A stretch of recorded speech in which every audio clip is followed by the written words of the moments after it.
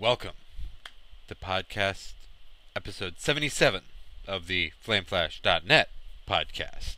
Can you tell it is later than usual? And holy crap, folks. Quite a bit of stuff happened. First off, before we start the Raptor report, before we start anything, I just want to recommend that everybody who is capable of giving blood, go forth and do so.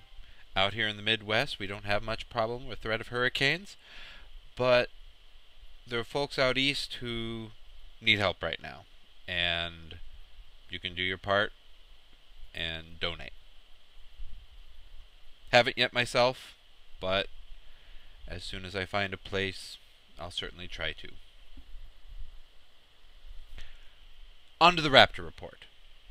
raptr.com/FlameFlash. That's me. Stop by, see what I'm doing. Send a friend request. Then I can see what you're doing, and we can have a little you stalk me, I stalk you kind of thing. Marvel Superhero Squad. HeroUp.com is showing up on my Raptor report for some reason. I think on the new computer I forgot to disable Flash game watching. I'm not sure I mind that because I don't play Facebook games anymore, which is why I had disabled it way back when. And so we're going to leave it for now. See what happens. Raptor only really runs on the weekends because that's the time that I only get to play. For instance, I got home from work and the oldest was playing StarCraft 2 on this computer. Well, it wasn't being tracked because he knows to quit Raptor. Not the case if he's playing something on Steam. But Raptor tracking Steam, I like it enough to keep it, even though it slightly messes up my count. Regardless of the little Raptor rant there, Might and Magic Clash of Heroes. I like this game. I don't have a chance to play it very often. It's a fantastic game to play with only one hand, though. All you need is a mouse. All you need is the mouse. Warcraft, even with, say, the Nostromo in my left hand, because I'm getting better with using that, you still need both hands. You need both hands to do things. And while holding a baby in your lap, that's not always possible. Or a sleeping child in your lap, not always possible. Or just somebody sitting in your lap doing homework on the other computer at your desk. You're not going to have easy access with both hands. And we'll make the new camera wig out a moment. I get to play with my toy. We're recording in widescreen tonight. We'll see how that goes. Nobody's watching Netflix back there or on the iPad because it's later than usual. Everybody's asleep. I should be asleep, but we'll move on. If you haven't tried Might and Magic Clash of Heroes yet, it's a great turn-based strategy game. You move your units, you give them a toss forward, you match up the colors. It's like Dr. Mario plus chess, if I want to slim it down to a really simple, inelegant way of summing it up. I'm going to continue shuffling with this one when I have the opportunity. Super Mario 3D Land shows up on the Raptor report. Boy, my backlog is getting old. Can you tell? Might and Magic, Super Mario Land 3D. Christmas is coming! I'm definitely screwed. But I like it. I just got through World 5 tonight with the star coins all the way up to this point. That's why it's so slow going for me on this game, because I insist on getting the star coin of every level before moving on to the next. I mean, got to the end of World 5 there with the Bowser Castle. 50 coins, no problem. I have 111. No problem. Still love this game. It still has a light Super Mario Bros. 3 feel to it. And yet, it's certainly not Super Mario Bros. 3. I appreciate some of the music that is there, and I'm still plugging away at this one. I am very eager on the 3DS to switch to New Super Mario Bros. 2, but I'm going to hold off on that until I'm through this one. Because once I put this back in the game case, well, who knows which baby hand is going to get a hold of it and delete my save file. Yeah, because that happens. Dad's, Dad tip. Put your save file in the last slot available when they have save slots.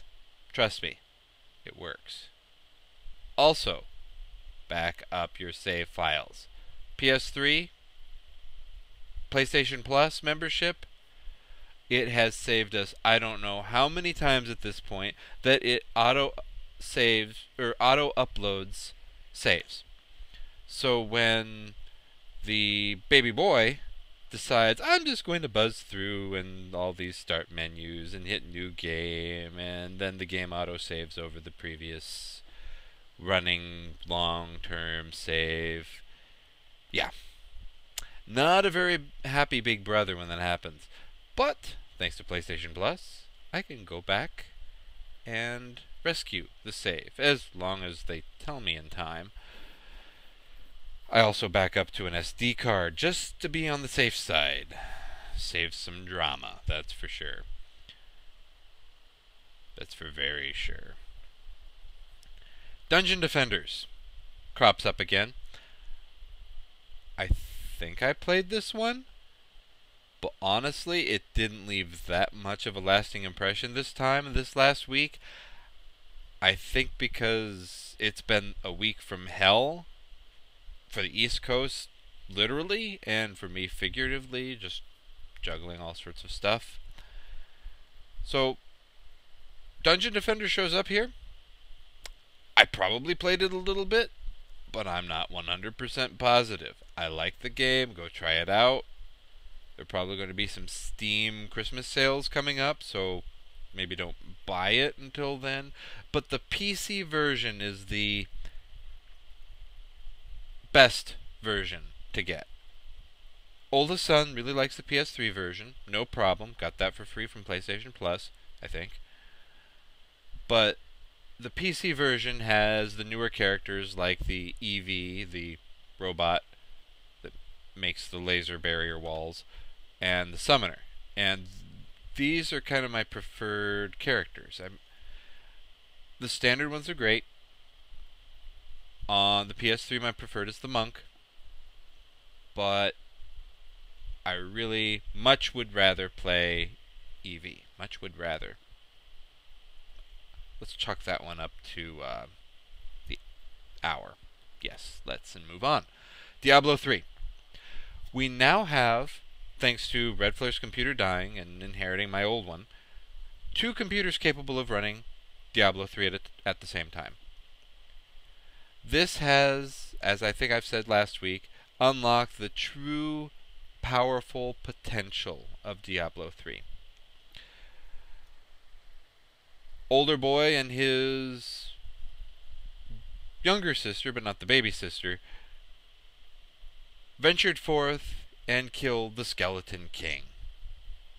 Normal, original mode.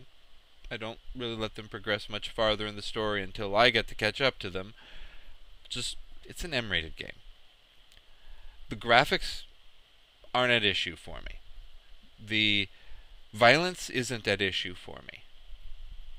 The slight blood and gore, not at issue for me because they don't zoom in. Story content. It's the same reason, and he's on me a lot about it, I don't let him play Uncharted, is because I haven't played through it yet. I don't know the story content. That's another one on the backlog shelf. Yeah, right back there. It's hiding in a case. So, now they're stuck at the Skeleton King until I can play.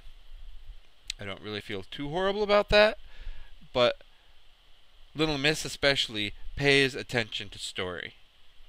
She cares about the story. She absolutely loved the Pandaren starting zone because of story. She's a voracious reader. And because of that, I don't want her to be exposed, you know? Especially to something M-rated. So, they're on hold at the Skeleton King until Daddy has a chance to play. We've touched on World of Warcraft as we've progressed through the Raptor Report a little bit. Magically, it has somehow scored 8 hours on the Raptor Report. I don't know if I accidentally left the thing running, or if Friday maybe I got a chance to play. I recall lightly at this point Red Flare and I playing on our Mage and Priest into Pandaria a little bit. And then I think I got my Monk to level 15 in this last week. That's how crazy this last week has been. It's been a blur. As of right now, I want to switch my Brewmaster Horde Monk over to Mistweaver and just say heck with learning Brewmaster. I'm going to give it some time. She's only level 10, so plenty of time to catch up and learn. But Mistweaver versus Brewmaster, at this point, Mistweaver wins hands down. Hands down. I DPS for more, better, longer. That's all there is to it. Now, I do have the advantage on my Mistweaver as well of heirloom items, which is something I don't have Horde side because I don't have a high level Horde. So I'm trying to cut the Brewmaster some slack. I'm going to push to 20. If I still don't like Brewmaster, I'll probably flip her over to Windwalker, just so I have the feel of 2 specs. I probably won't be dual specking my Mistweaver at this point. There's no need. The solo DPS is just fine, at least right now. I don't need Windwalker to fill in the gap, because the Mistweaver stance, healing stance, well, I'm self-healing while I'm fighting. So as long as I don't pull too large of a group, I'm going to be okay. And that's awesome. So Raptor Report, nice and short, but we somehow managed to eke out 13 minutes, so I'm impressed. Yay, Raptor. So, how was your Halloween, folks? Ours went well. Took all 4 kids walking around the block, around the neighborhood. Oldest, we're going to blow this here. You can come to flameflash.net later for seeing the pictures. Oldest was the Grim Reaper. Nice, straightforward. He inherited my Grim Reaper robe that his Nana, when I was around his age, made for me. So that's pretty neat. Legacy Grim Reaper robe. Maybe he'll run off with it, or we'll mail it to him someday when he has kids. He's disturbingly tall for it, though, because he barely had to hike it up at all. And I remember my mom making it for me back when I was 12 or 13. It was one of those last quasi years before you're too old to go trick-or-treating but still want to. And I used it for a couple more years after that, just handing out candy at the front door and scarring children. And scaring them, but scarring too. Poor kids. Had to take my mask off a few times, as I recall. But he did the same. Without prompting, without asking. He was amused by scaring the little kids, as any big brother would be. But he also pulled the mask up. Reassured. That was a dad proud moment right there, that he did that. Little Miss was the Black Widow from Avengers. Let's get that straight. If you're here, if you're watching this, You know who the Avengers are. You know who the Black Widow is. But unfortunate little miss, given that most of her friends are not um, into geekery, have to be explained. She shows up every day that she brings a lunch with her Avengers lunchbox. She's a true fan. It's not like she just went, that one on the store shelf. No. She wanted the Black Widow. Last year, she was Wonder Woman. So, we definitely have a future geek gal dressing up for the holidays as a superhero. And I am perfectly okay with that. As long as she never dresses as Starfire. You know, the Red Hood version. Teen Titans, maybe okay. Maybe. Maybe wear a t-shirt underneath it. But, yeah. Daddy puts the kibosh right now on ever doing the Red Hood version. You know, DC Comics New 52 version of Starfire. No, not going to happen. Anyway, protective Daddy note aside, she was the Black Widow. Had a blast. She had 2 other opportunities this week, actually, to wear the costume. Yay, parental Halloween update. I apologize, guys, but I'm a gamer dad. No further apologies are going to happen. So she had a costume party on the weekend, on Sunday. And then tonight, or last night, since it's past midnight, oh dear, was ballet in your costumes. Interesting, but fortunately hers worked for that. Feel kind of sorry for anybody whose costumes doesn't. But she's gotten great use out of this thing. I'm sold. Then we have Little Man, aka Superman. We refer to him interchangeably on the blog, so want to say both. He dressed as a symbiote Spider-Man this year, Black Spider-Man. And the amusing thing here is another little boy about his age, a little shorter, was the traditional Spider-Man, the Amazing Spider-Man.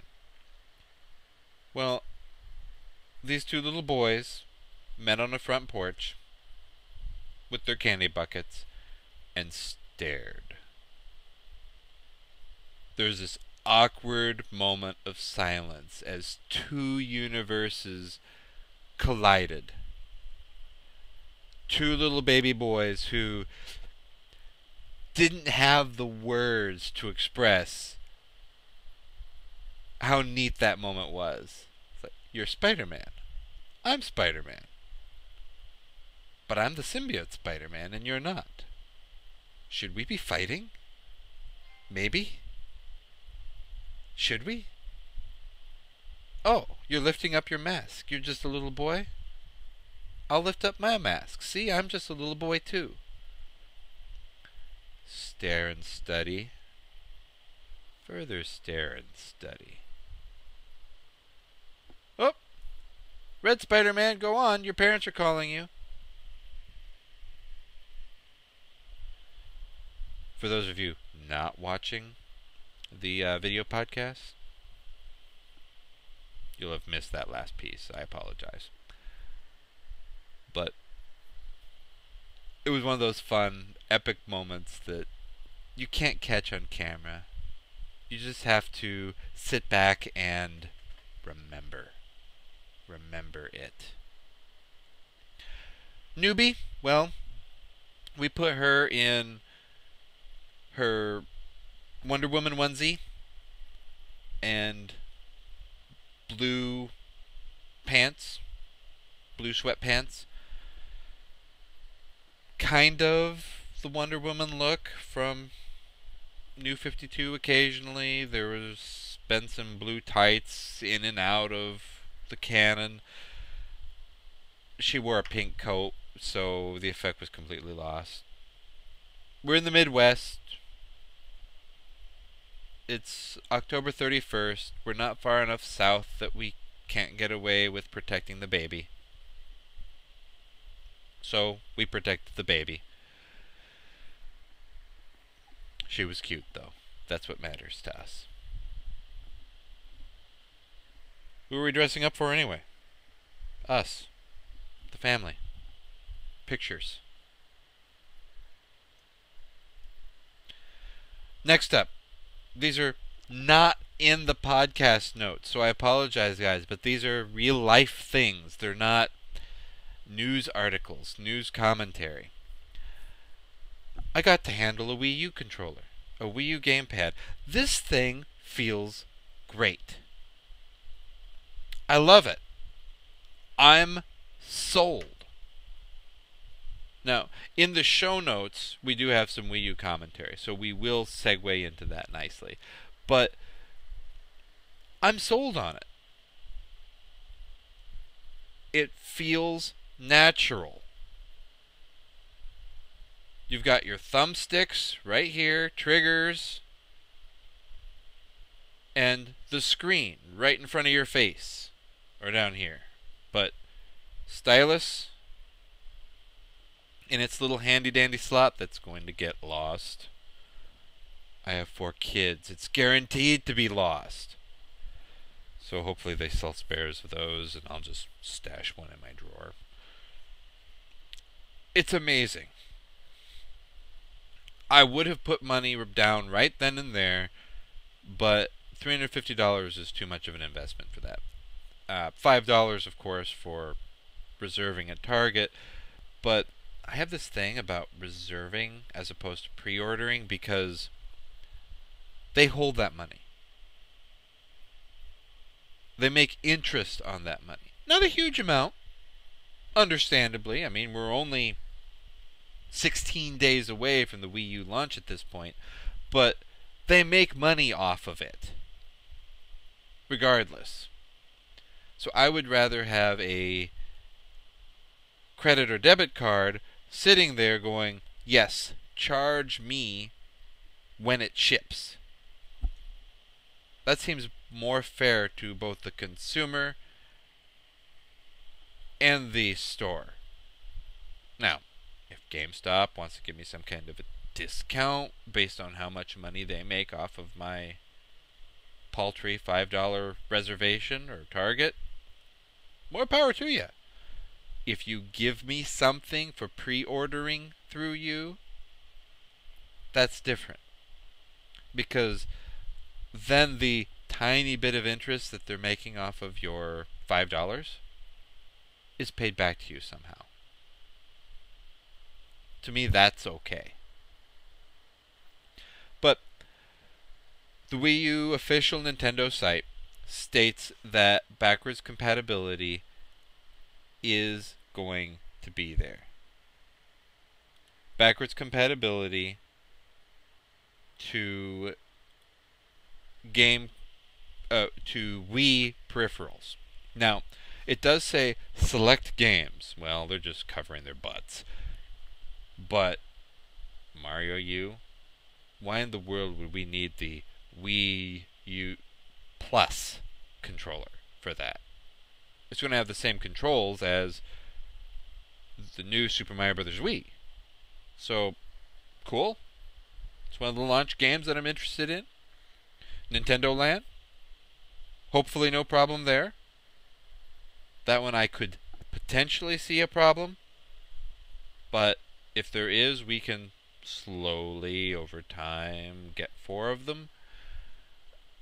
And then Wii Fit U. We have a balance board. No problem. Finally, Lego Undercover. It's one player. You're using the gamepad. You're not going to be worrying about the old Wii controllers. So, problem solved. Backwards compatibility solved. Wii U ads are starting to air. I'm not sure it helps differentiate that this is a completely new system yet, which is going to be the major problem for folks like my mother. but she doesn't have a Wii either, so I don't think she's the target audience. My aunt, on the other hand, is probably not going to have any interest in this thing unless she doesn't have the capability at the moment of streaming Netflix and Hulu to her main television. If that's the case, I could see her being interested in this when the price drops.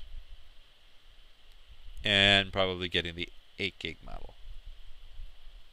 Speaking of which, I really hope USB hard drive enclosures work with the Wii U, because I have a 250 gig hard drive that's almost full on my PS3, and I really need to replace it with a terabyte come tax return time. So fingers crossed that I can just get an enclosure and give the Wii U 250 gigs of storage.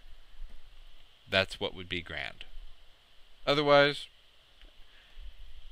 250 gigs, not too shabby as a spare hard drive for a computer. So,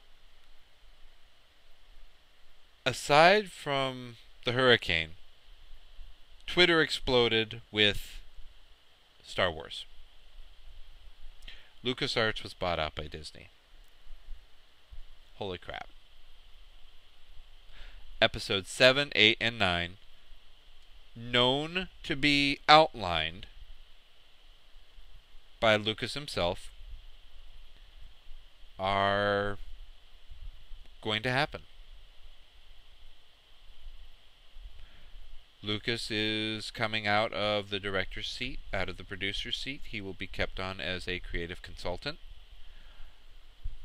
And we see another huge company pass from being led by its original founder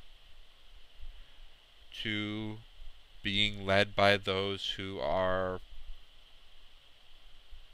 possibly were raised with the things that were created by them. It's mind-boggling to realize that.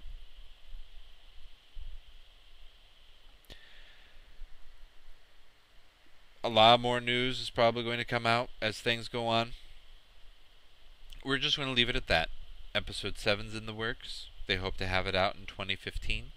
They're in the writing stage. So it kind of makes me wonder if 2015 is a realistic date.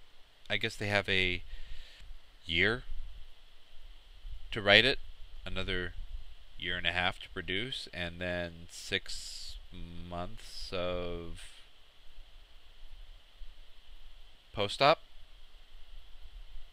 We'll see. 3 years total.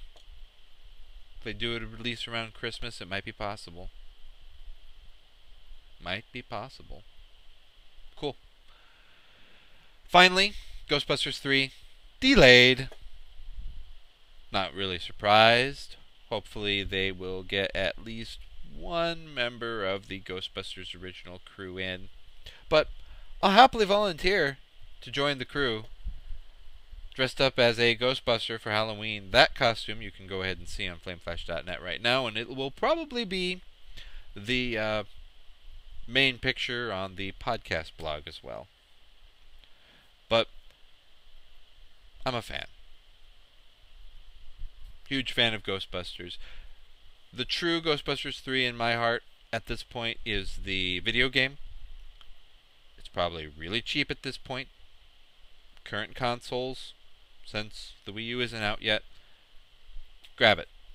PS3 or Xbox probably would be the better of the two. Of course, I'll always lean PS3. And with that, podcast at flameflash.net if you have questions, comments, concerns, qualms. Can't think of anything else that has a C sound. I'm Flameflash over on Twitter. And if you want a gaming identity, hit me up on Raptor. I have all my gaming identities over there, including my World of Warcraft characters, including the brand new level 15 monk. They're all hiding over there. All of my achievements are over there, so we can measure up against each other. And you can see what I'm playing. I want to see what you're playing. Let's have a conversation on it. So this is episode 77 of FlameFlash.net podcast. Signing off.